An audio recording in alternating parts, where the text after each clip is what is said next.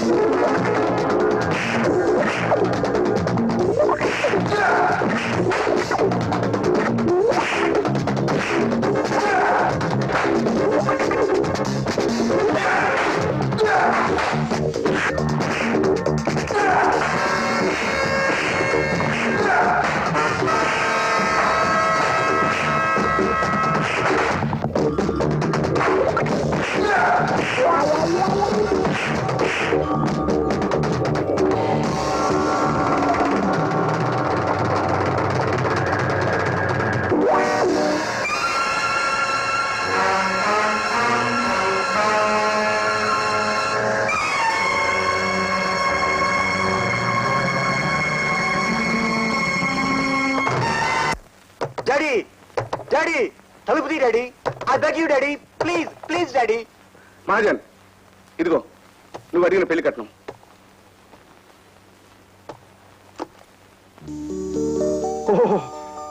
Wonderful wonderful. మాట నిలబెట్టుకోవడంలో హరిశ్చంద్రుని మించిపోయి కొత్త record సృష్టించాం. Mohan తీసుకెళ్దాం పద, ముహూర్తానికి టైం అయింది. ముహూర్తమా? దేనికి ముహూర్తం? మహాజన్, ఓ, నీ చెల్లెలు గాని చెల్లెలకి, అదే పళ్ళమ్ముకునేవాడి కూతురికి నా కొడుకునిచ్చి పెళ్లి చేయమని అడిగినట్టున్నావు కదూ. నీ హార్మనీకి నా సారీ. ఆ అమ్మాయి మా అంతస్తుకు తగదు. నోర్మోయ్, ఆశించింది చేతికంద గాని అంతస్తు గురించి మాట్లాడుతున్నావా?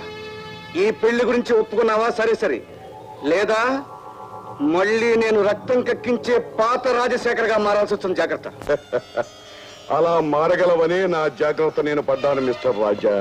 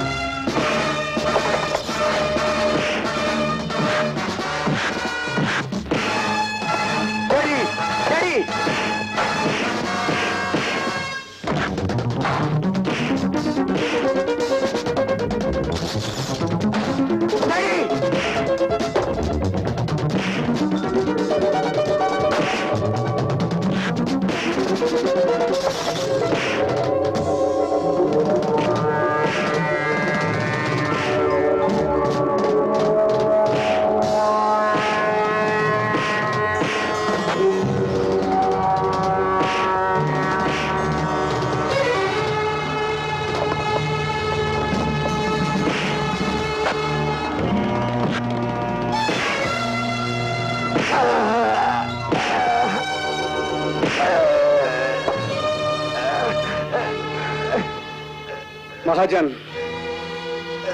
నువ్వు నా చెల్లెలకి కాబోయే మావగారు గనక ఇంతటితో వదిలిపెడుతున్నాను. జాగ్రత్త.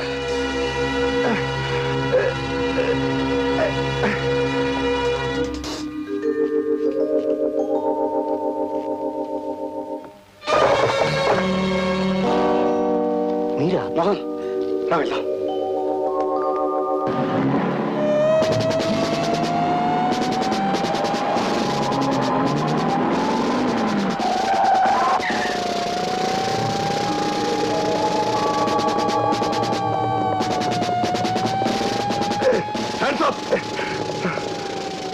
ఈ బ్రీఫ్ కేసు నీకు ఇచ్చిన రాజా ఎక్కడ?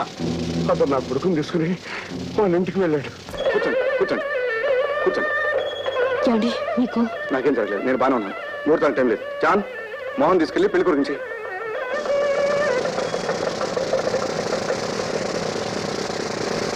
Mister Rajashekar, you are under arrest. నేను అరెస్ట్ అవడానికి సిద్ధంగానే ఉన్నాను ఇన్స్పెక్టర్. కానీ ఈ పెళ్లి నా జీవితాశయం. ఇది నెరవేర్చిన తర్వాత నో, నేరస్తుల ప్రార్థనలకి చట్టం కరిగిపోయి మిమ్మల్ని కరికరిస్తుందనుకోవటం మీ భ్రమ మిస్టర్ రాజశేఖర్.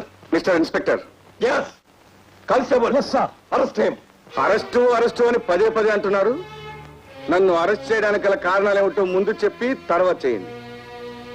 నేను దోపిడీ చేశానంటున్న పెద్ద మనుషుల్లో ఎవరైనా నేనే దొంగనని రిపోర్ట్ ఇచ్చారా? ఇవ్వకపోవచ్చు, కానీ మీరు అనేక సార్లు అనేక మంది ధనవంతుల్ని దోపిడీ చేశారు అని ఘంటాపదంగా చెప్పగలరు. ఎస్ ఇన్స్పెక్టర్, నేను దోపిడీ చేసిన మాట నిజమే. కానీ ఎవరి కోసం చేశాను, ఎందుకోసం చేశాను? పేద ప్రజల రక్తాన్ని జలగల్లా పీల్చి వారి చెమట బిందువులను రూపాయలుగా మార్చి లక్షల లక్షలు ఆర్జించి అటు ప్రభుత్వానికి అందకుండా ఇటు ప్రజలకు చెందకుండా చీకట్లో దాచేసిన దొంగ డబ్బును దోచి ఈ ప్రజల కోసం వినియోగించాను. బానోజీరావు లాంటి తగులుబాజీలు ఈ కూలీల గుడిసెలు నేలమట్టం చేసి ఫ్యాక్టరీ కట్టాలనుకున్నప్పుడు వీళ్ళని ఆదుకున్నది కూడా ఆ ప్రజాధనంతోనే. తినడానికి తిండి లేక, ఉండడానికి కూడి లేక, ఆకలితో ఆవేదనతో అల్లాడిపోతున్న వీళ్ళందరికీ జీవనోపాధి కల్పించింది ఆ ప్రజాధనంతోనే. మీ చట్టాలు, మీ ప్రభుత్వాలు చేయలేని అనేక సంక్షేమ కార్యక్రమాలు చేసింది కూడా ఆ ప్రజాధనంతోనే. కావచ్చు, కానీ ప్రజా సంక్షేమం కోసం చట్టాన్ని చేతిలో తీసుకోవడం కూడా నేరమే అవుతుంది. అర్థం పర్థం లేని ఇలాంటి నినాదాలతో ప్రజల్ని భయపెట్టబట్టే యుగ యుగాలుగా పేదల కష్టాన్ని ధనవంతులు దోచుకుంటూనే ఉన్నారు. ఆ దోపిడీని మీరు ఆపలేరు, ప్రజలకి సహాయం చేయలేరు. అందుకే చట్టానికి భయపడి చేతగాని వాళ్ళ బ్రతకడం కంటే పెద్దల్ని కొట్టి పేదలకు పెట్టడమే నా జీవితాశంగా పెట్టుకున్నాను ఇన్స్పెక్టర్. ఆకలితో అలమటిస్తూ అంధకారంలో జీవిస్తూ భవిష్యత్ ఏంటో తెలియని బడుగు జీవితాలకి బంగారు బాట వేసిన ఈయన్ని నేరస్తుడండవే పెద్ద నేరం అవుతుంది ఇన్స్పెక్టర్ గారు. మీరేమన్నా సరే నా డ్యూటీ నేను చెయ్యక తప్పదు. నేరస్తుని అరెస్ట్ చేసే హక్కు మీకెంత ఉందో ఆ నేరం నిరూపణ అయ్యే వరకు అతని జామీన్ మీద విడిపించుకునే హక్కు ప్రజలకి అంతే ఉంటుంది. ఆయనకి జామీన్ నేను ఇస్తాను, ఆయన విడిచిపెట్టండి. No, it's impossible. మీరు జామీన్ ఇచ్చినంత మాత్రాన ఒక నేరస్తుని విడిచిపెట్టడానికి చట్టం ఒప్పుకోదు. ఒకరి జామీను మీకు చాలదనుకుంటే మేమంతా జామీన్ ఇస్తాం ఇన్స్పెక్టర్ గారు. ఆ బాబు గారు ఏం చేసినా అదంతా మమ్మల్ని బాగు చేయడానికే చేశారు. కావాలంటే మమ్మల్ని అందరినీ అరెస్ట్ చేసి మా బాబు గారిని వదిలేయండి. అంతే తప్ప మా బాబు గారిని అరెస్ట్ చేయడానికి వీల్లేదు.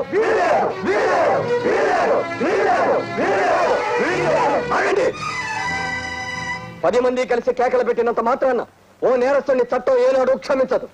ఇతన్ని అరెస్ట్ చేయడానికి ఎవరైనా అడ్డొచ్చారంటే మీ అందరినీ కూడా అరెస్ట్ చేయాల్సి వస్తుంది. బాబు, ఇంతమంది అడ్డుపడుతున్నా కాదంటానికి ఎవరనుకున్నావు?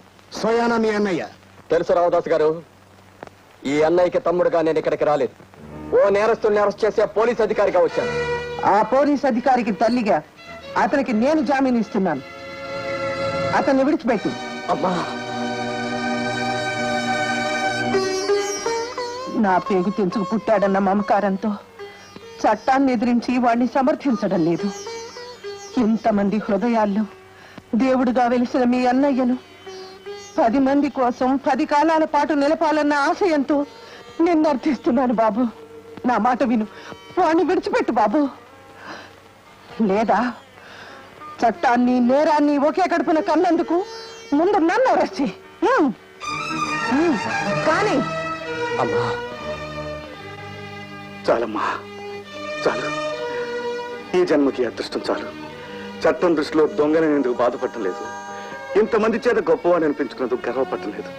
కానీ నా తల్లి నన్ను ద్వేషించడం లేదన్నా ఒకే ఒక్క మధురానుభూతితో జైలుకే కాదమ్మా, ఉరికంబో ఎక్కి సంతోషంగా చావడానికైనా సిద్ధంగా ఉన్నాను.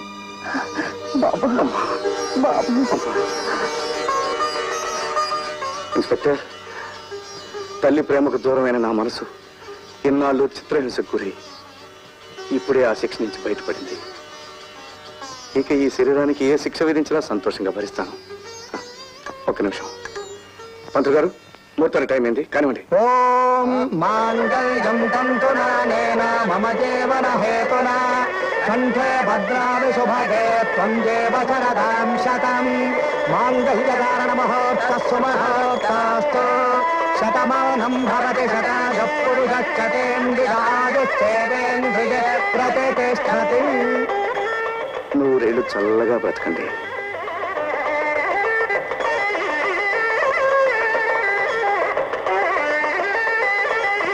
ఇన్స్పెక్టర్, నా జీవితాశం నెరవేరి నేను రుణముక్తునయ్యాను. నా ఇక నష్టం.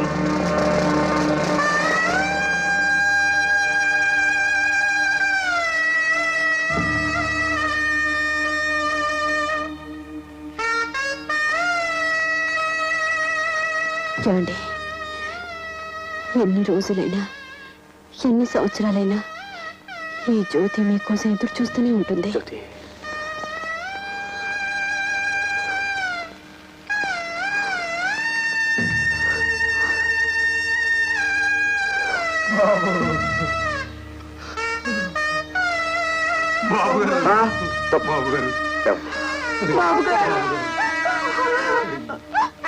పిలుస్తాను. వస్తాను వస్తాను రామదాస్.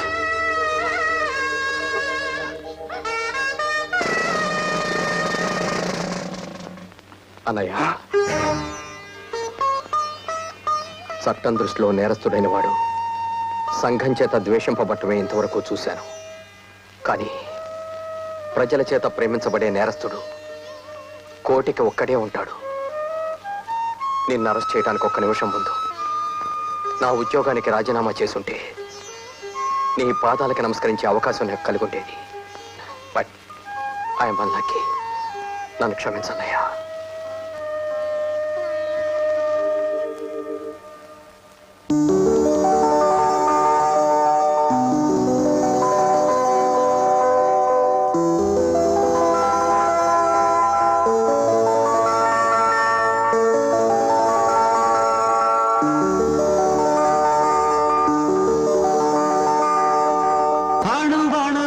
హృదయం అడుగడుగున ప్రణయం చిరునవ్వుల్లో శ్రీరాగం అరచూపుల్లో అనురాగం అణవణవున హృదయం అడుగడుగున ప్రణయం చిరునవ్వుల్లో శ్రీరాగం అరచూపుల్లో అనురాగం. ఓం నమః శివాయ. అన్నయ్య, ఇదిగో నీ సంచి. నీ పుస్తకాలన్నీ సరిగ్గా సర్దుకున్నావా? అమ్మా, మాకు టైం అయింది. వస్తున్నా బాబు. ఇందా